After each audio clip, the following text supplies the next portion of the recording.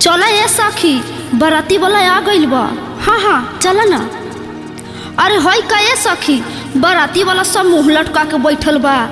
चला तनी अखनी के हाल चाल पूछल जाओ। हाँ हो चला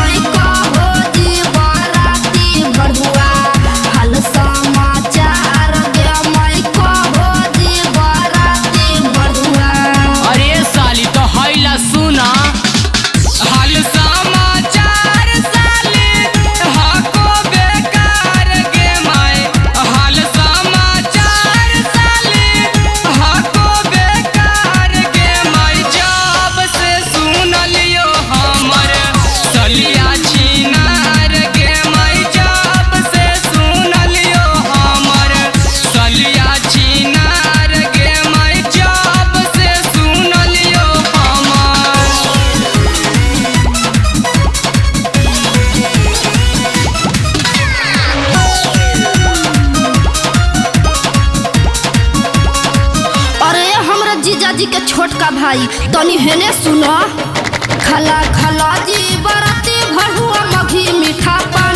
खला खला जी बराती भरुआ मघी मीठा पान। तोहर बहिनी छी हतरी हो गेलो सयान। हमर भैया के जाए कहो है खरिहान। हमर भैया के जाए। अरे हमर भैया के छोटकी साली तनी हमरो सुना। चला ठंडा पिलैबो खिलैबो मीठा पान। चला ठंडा पिलैबो खिलैबो मीठा पान। एक रात में ये साली कर देबो जवान। तब हमरा संगे चले हसूते दलान। तब हमरा संगे सूते। का हो भाई लोग की कहनी नु? अरे हाँ हो भाई।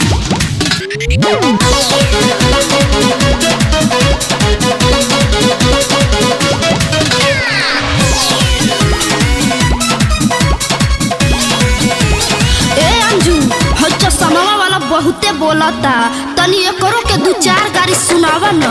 सुनो सुनो जी बराती भरुआ गाड़ी है जी।